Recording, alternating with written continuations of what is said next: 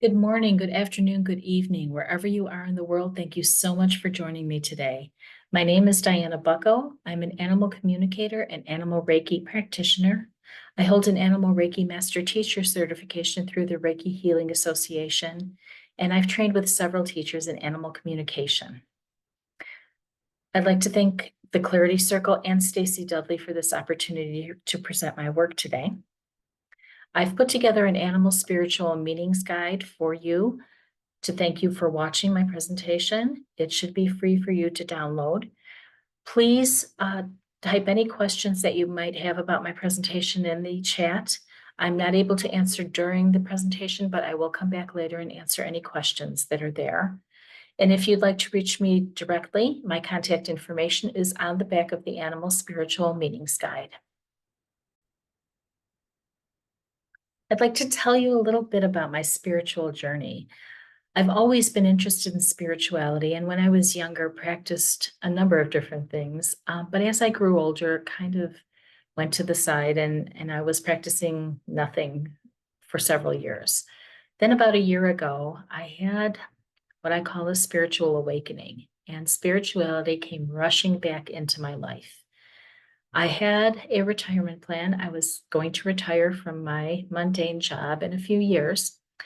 And I had a plan of what was going to happen. And then some things happened in my life that made me realize my life was going to change drastically. And my plan was no longer feasible. I was a little depressed and a little frustrated. And I started to have conversations with the universe. I call it the universe, God, spirit, source, whatever you call it. I call it the universe. And I started developing a relationship with the universe. And I spoke to it as I spoke to my friends and said, if you have something better for me than what I had planned, hit me. Yes, I told the universe to hit me as if I was sitting at a blackjack table in Las Vegas. I was always the person who said, never, don't tempt the universe. And I just told the universe to hit me. The universe hit me and showed me an array of things that I was supposed to do with my life after I retired. Things like art, writing, uh, coaching, Reiki, things, the things that were coming up for me, some of them I had never heard of before. When I say the universe hit me, I mean that in the most incredible, magical, astonishing way of showing me a life that I never even knew was possible. And so I made an agreement with the universe that if you want me to do these things, I will do them. But what I want my life to be is a surprise, an amazing, magical, incredible surprise full of synchronicities and amazing people. And that is what my life has been since I made that agreement. I have met some of the most amazing people as teachers of the many, many things that I'm studying. And I do mean many things. Some studies I have met several teachers, all of them amazing. I am so grateful and so blessed by the universe to have made this agreement and to be getting the benefit of a wonderful, amazing life full of surprises. I live now at the direction of the universe. Whatever inspiration comes to me, I find a way to do it. And I am constantly rewarded with people and experiences and opportunities that I can't even describe. In my old life, these things didn't even exist in my thoughts. I didn't even realize some things existed. So that's my journey so far. And I am honored to continue working with the universe to co-create my amazing life. I'd like to talk about how I work with animals and how they have become such a prominent part of my life now. When I think about animals in general, I kind of divide them into two different groups. There are shamanic animals. You may have heard terms like spirit animal or totem animal or power animal. And from my understanding of what these are animal energies that are present in people's lives to help them or guide them. Maybe people have a particular affinity to a certain animal.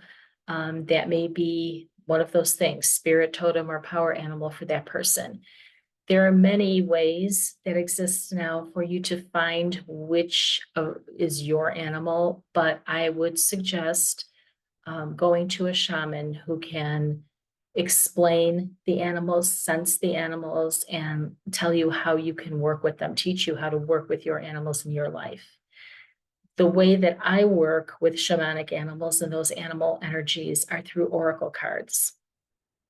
There's a particular deck of cards that I like to use now this is called the Spirit Animal Oracle by Colette Baron Reed. And I'm sorry if this is backwards, but that's what the cover looks like.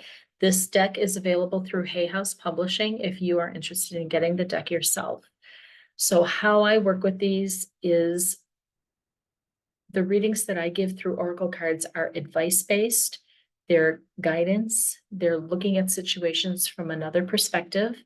They are not divination. They are not telling you what the future is going to be. They are messages from the animal realm about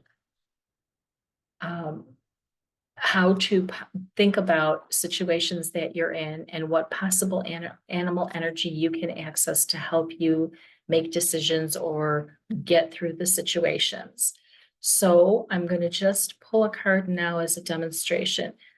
Basically, all of the cards have animals on them, obviously, and a 1 or 2 word description. There is a book that comes with the deck. I have not opened it or read it. I do my oracle card readings mainly by intuition.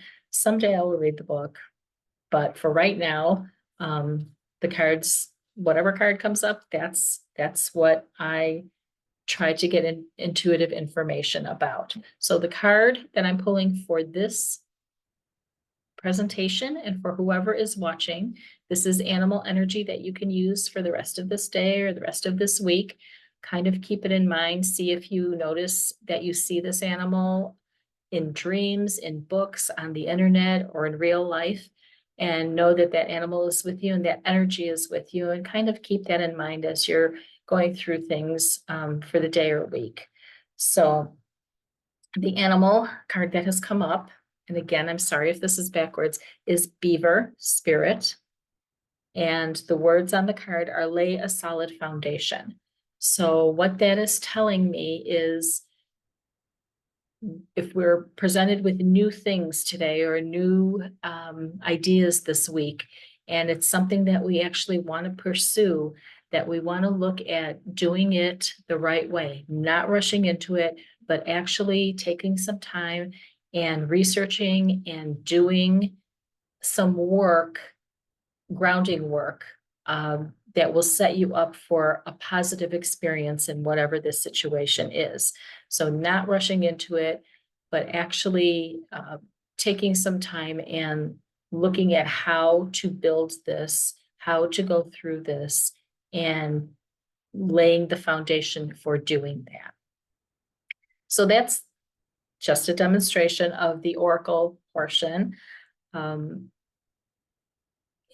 And obviously, this kind of thing carries with it the idea that you're going to believe that this advice is real and that it's coming from a spiritual source, and that you would actually take this and use it not to tell you yes or no should you do something, but keep it in mind that it is a perspective and has something to do with whatever situation that you're looking at.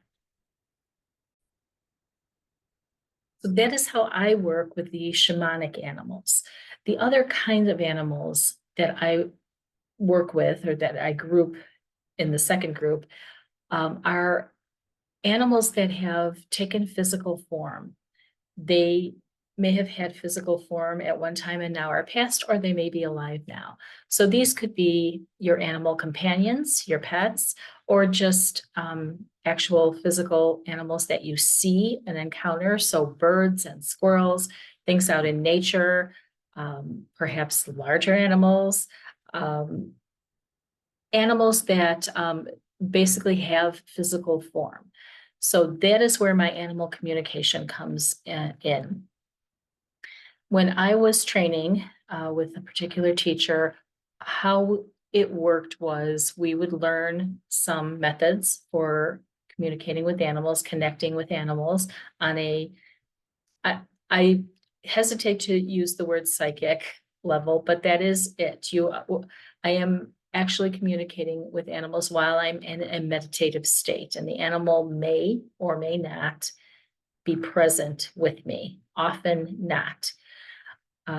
So how it would work in class would be I would be assigned an animal that was familiar to the instructor. Either it was an animal that she knew personally or that she knew about, and then she could validate the impressions that I was getting and tell me yes or no that yes, I probably did connect to this animal. So we would get our assignments and then we would go off for a week and use the information that we used in class to try and connect with the animal. So one of the animals that was assigned to me during that class was Anne the elephant. If you are from the UK, you may know about Anne the elephant. I did not. I had no idea who she was, just that she was an elephant. And my assignment was to use the methods that I was taught in class that week and try and connect with Anne. So I believe that I connected with Anne, and what I experienced was this amazing large animal with the most pure soul that I have ever encountered. The energy from her was quite amazing. And what she showed me was a young elephant being taken from its mother. And I interpreted that to be either Anne herself was taken when she was young, or that she had a baby and that baby was taken from her, or both. Both things can have happened. I'll go on. She then showed me, and this often happens in animal communication. She showed me a scene from my own life that then I was able to connect with an experience that she had. So when I was younger, my family went to the zoo and we were in the pachyderm house and it was inside. And there were 3 elephants on display. And each elephant was in a section of the display on its own.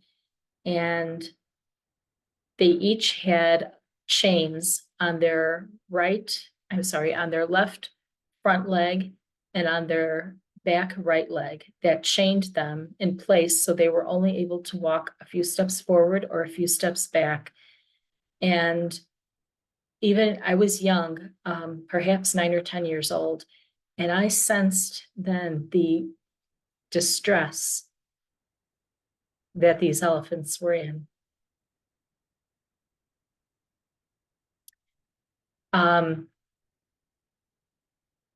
It was obviously not a good experience, and it stopped me from going to the zoo for many years after that. Just the feeling of connecting with the animal who is in distress. So Anne showed me that, and I realized that she was also in a similar situation. So she was in a situation where she was chained. She showed me several times and emphasized the water that she got to drink was not, it was, I want to say it was dirty. It was not to her satisfaction is the only way I could put it. It was not, maybe not fresh. It wasn't, she didn't like it, is what I can say. Where she was, that she was showing me, there were other animals, other large animals, who were also chained and who were also in distress. What struck me about Anne in particular was she was in a bad position herself, but she was showing me the other animals because her concern was about the other animals, which is not something that you typically think of when you're thinking of animals. How they are only concerned about themselves, where she very clearly was concerned about all of the animals in the same situation. The other thing I experienced when I was connecting with Anne was I felt like an aching in my joints. I could feel it in my shoulders, my elbows. I could feel it in my legs. So I felt like that is what Anne felt like, kind of achy.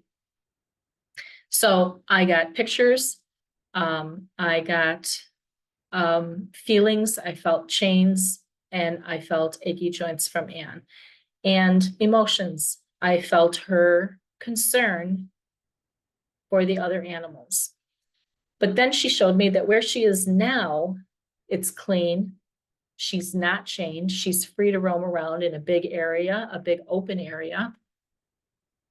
She showed me that she likes sunny days because she likes the feeling of sun on her face, and I could feel the sun on my face.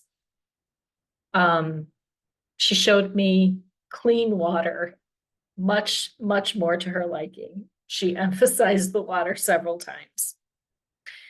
And the strongest feeling I got from her was that she is in a better place now. She is happier than she was. She's free to roam around. She's not confined to a very small space.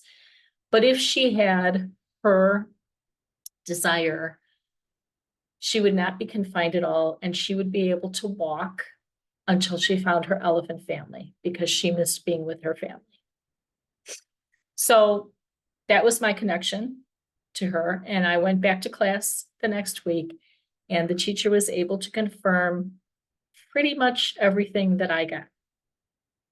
I learned that Anne is a live elephant who is at Longleat Safari Park in Wiltshire in the UK, that she spent 55 years in a circus where she was chained, and that there were other animals that were chained with her. Where she is now, although it's a much better situation, she is the only elephant there, and she hasn't seen another elephant for over 20 years. You can go online and look up Anne, A-N-N-E, the elephant, and you can read about her. She is in infinitely much better situation than she was, and she is being well cared for, but she is an old elephant. So there is some controversy about where she is, and some animal activists are trying to possibly get her moved to an area that has other elephants. But if you want more information on Anne, you can go online and look for her and the elephant at Longleat Safari Park in Wiltshire. So that was one experience I had in animal communication class, but that was not the only one. And pretty much every animal that I was able to connect with, I was able to pick up information that I can't possibly have known. I don't know the animals. They're randomly given to me, and somehow I'm able to connect and get information from them. This is not an ability that I knew I had prior to taking these animal communication classes. So this spiritual awakening I have is, I believe, how this ability has come forth. It's not limited to animals who are currently alive. So I am able to communicate with animals who have crossed. I'm going to talk a little bit about my understanding of how that what happens with animals when they cross. When we talk about animals as spiritual beings, the only way I can describe this is there is a place, not really a place, but a state of being that they go to that I call the animal collective. I can't really describe it completely because then I'm trying to describe all of spirituality, which obviously I can't do. So it's the animal spiritual realm that I call the animal collective, and it is all of the animal souls that have crossed that are in this collective. And that is where I can go to communicate with animals who have crossed. In the time I've been doing this work, I've realized a number of things about animals. We are as people, so connected to our animal companions that live with us. And when we start to look at animals as spiritual beings, instead of just the physical body that's in front of us, our interpretation of animals changes vastly. Mine did. At the time that I was studying, I had a cat who was 16 years old, and he had been with me since he was 5 weeks old. And I'm going to be honest, always thought he was a little slow. It was easy to fool him. He was a sweet, sweet animal.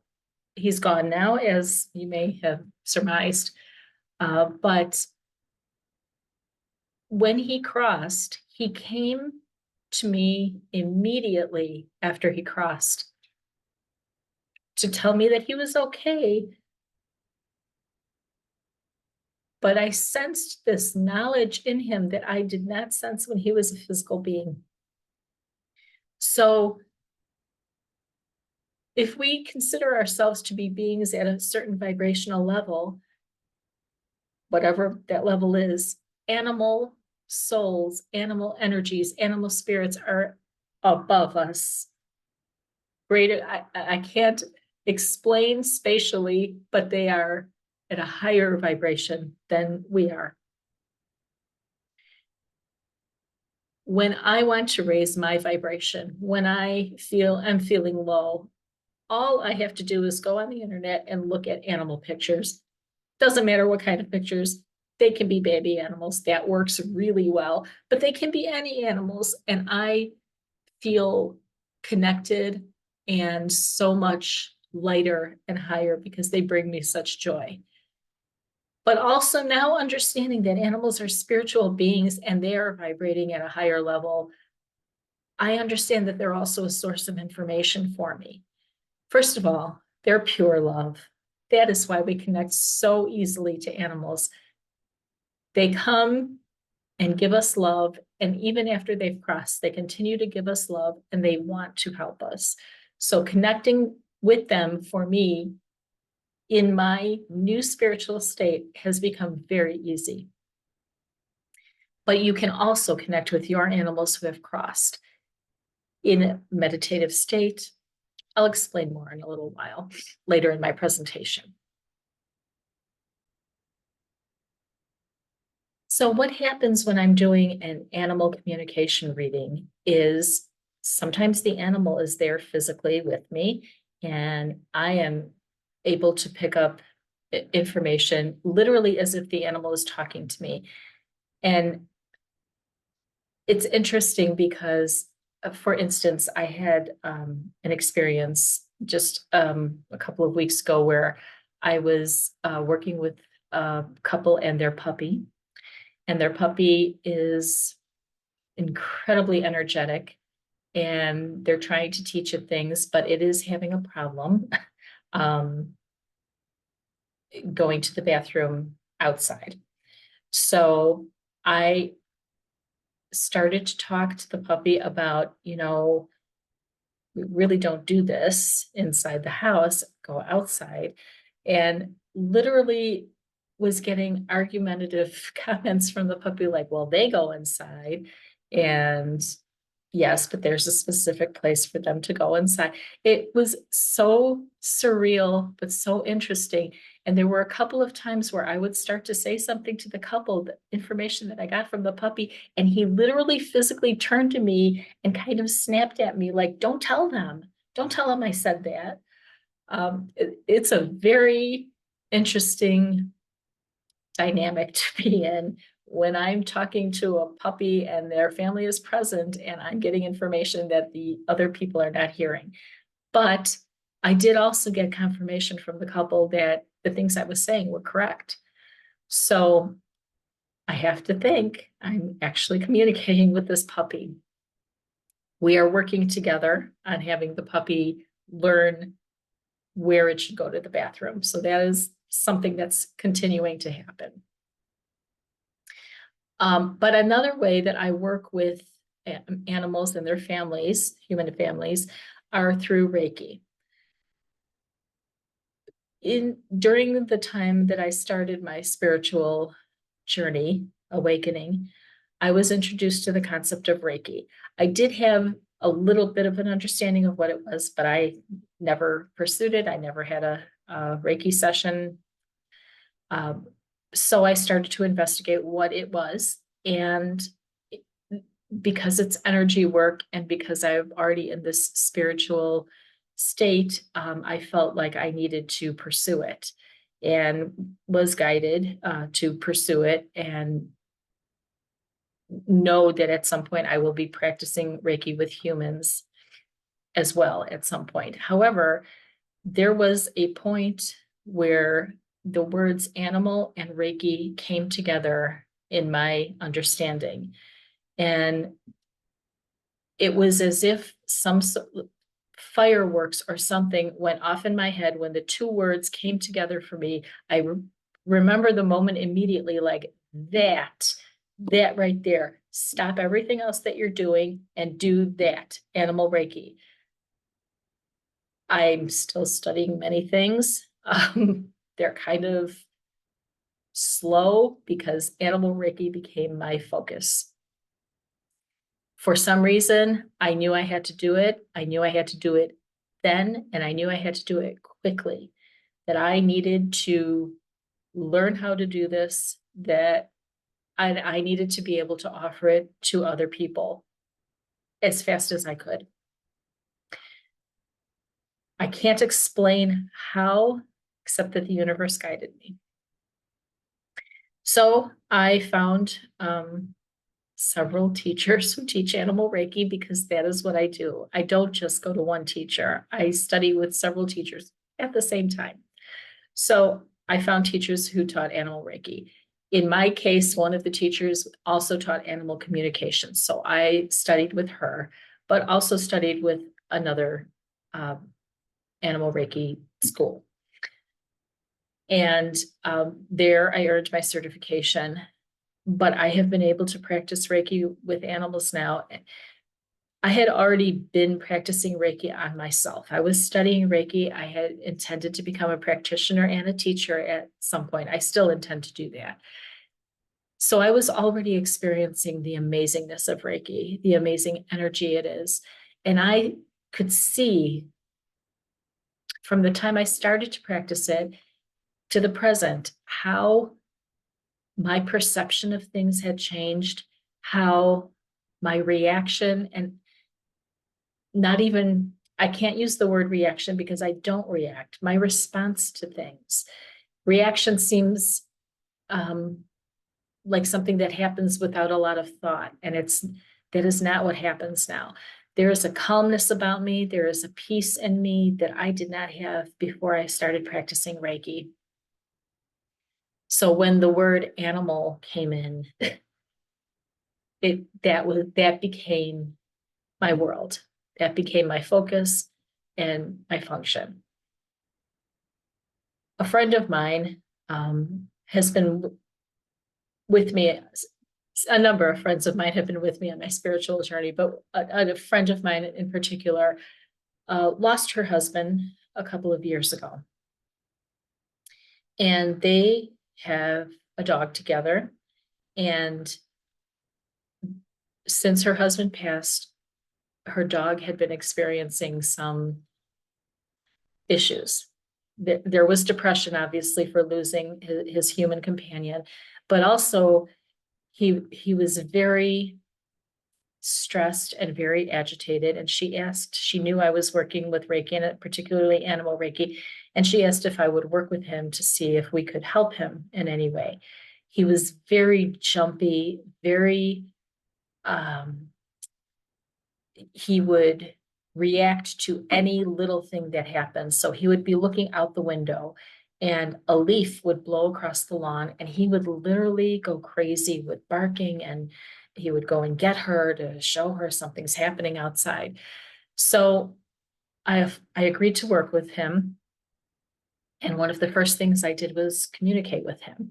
He knew who I was before, so he was pretty open to allowing me to communicate with him. And one of the first things I saw that was just heartbreaking to me was he was with my friend's husband when he passed. They were outside, the dog and the husband together. And the husband must have known what was happening and to him.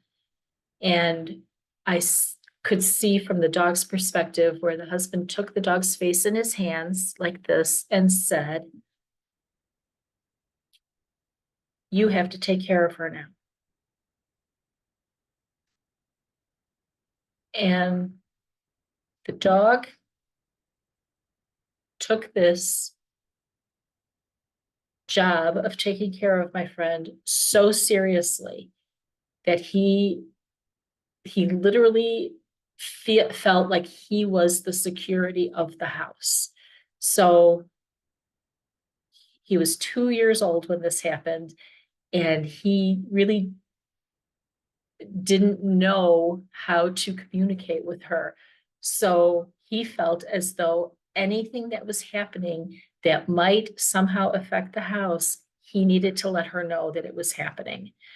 So a leaf blew across the lawn, he let her know. And this dog has a very deep bark. He's not a very big dog, but he's a very muscular dog and has a very deep bark.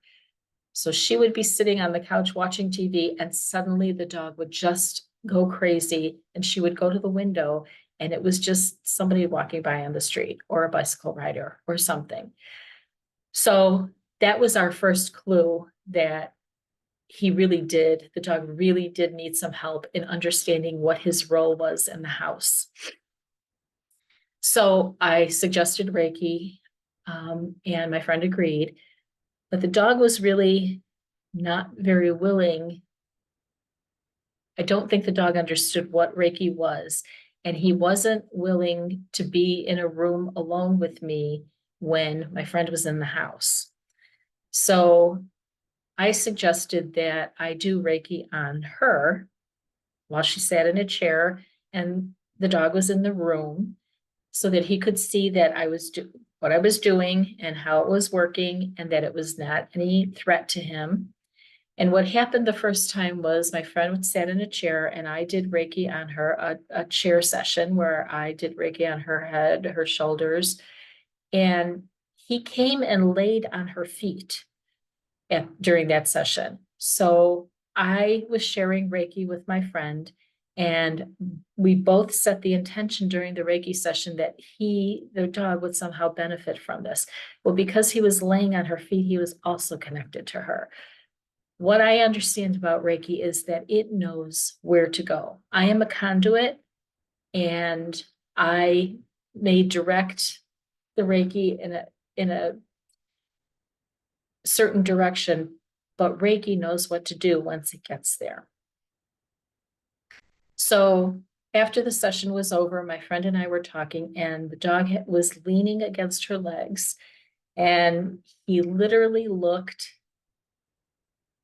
the only way I can put it is he looked a little stoned. His eyes were really wide. He was leaning against her, panting a little, not in a distressed way, just panting a little and staring at me. And that he stood that way for about 20 minutes, like he was just blown away at what I had just done. Like there was some understanding in him when there wasn't before. So I told my friend that I would come back the next week and we would try another Reiki session. And when I came back the next week, she told me the most remarkable thing. She told me that there was something between her and the dog after her husband passed away. She thought that the dog was angry with her because her husband had gone away and she stayed. And she always felt there was some disconnect in her relationship with the dog. And she felt like it was because the dog was angry and upset that she was the one who stayed and her husband was the one who left. But what she realized after the Reiki session and during the week was that she was the one who was angry, that she had a feeling in her that why was the dog with her husband and she wasn't? If she had been with her husband, maybe she could have done something. And if they didn't have a dog, then he maybe wouldn't have even been outside and maybe things wouldn't have happened the way they did. So she understands that that's not the case, that there was nothing she could have done, and that it wasn't her fault that her husband passed away, but it also wasn't the dog's fault that her husband passed away. And once she realized that, and she completely attributes that to the Reiki session, their relationship, hers and the dog's, is completely mended. And they have a relationship that companions have now. She said there is nothing missing from it. We are partners in this house. He has calmed down a great deal. He understands now, and I can tell when I connect with him, he doesn't have to let her know every time something outside moves. He understands the difference between a threat and something that's just happening.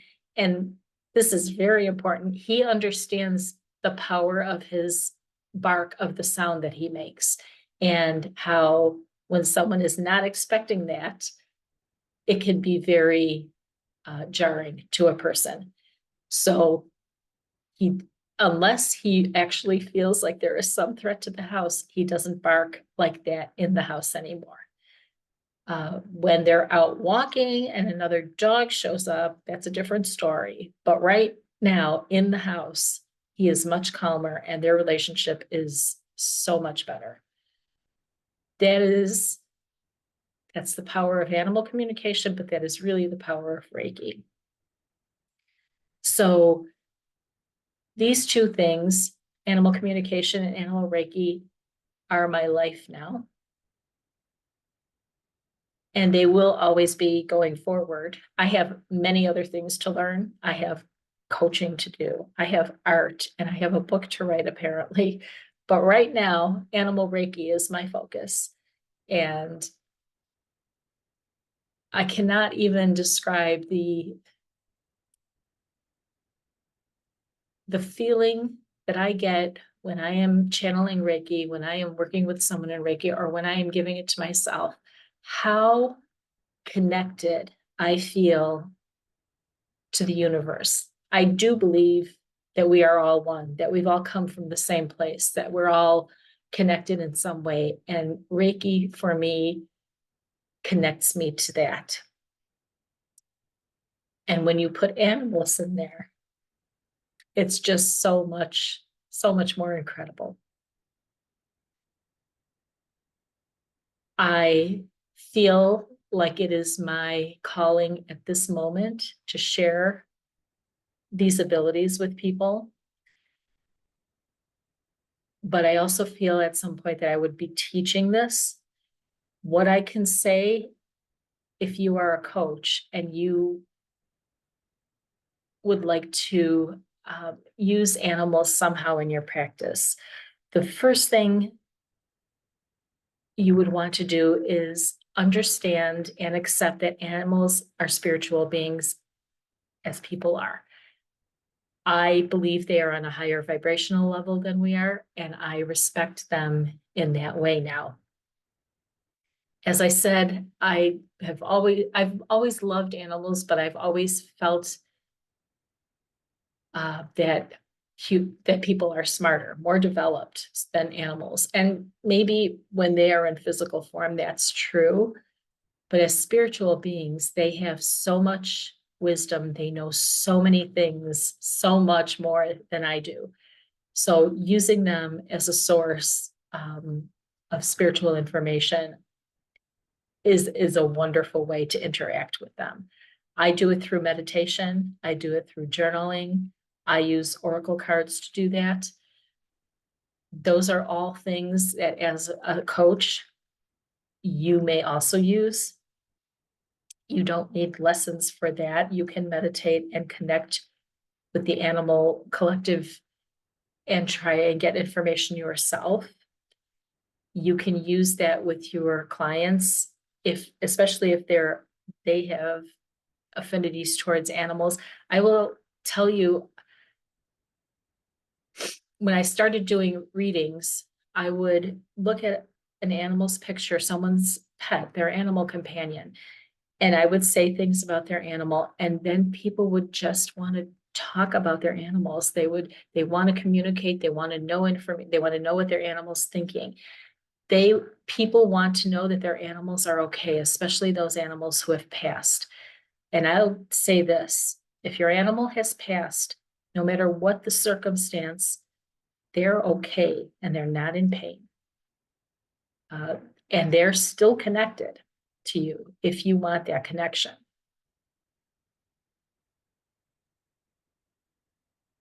People want to talk about their animals. They want to, every reading that I gave, I remember the first time I gave 7 readings in an energy exchange where I was exchanging. It's just a place where practitioners come and exchange what they do with each other, so that they can get practice. And I did 7 readings that night, and every single person, when I was done, would stand up and say, "Can I hug you?"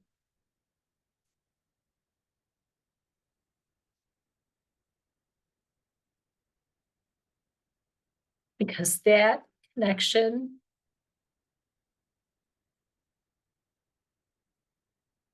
to animals is so powerful.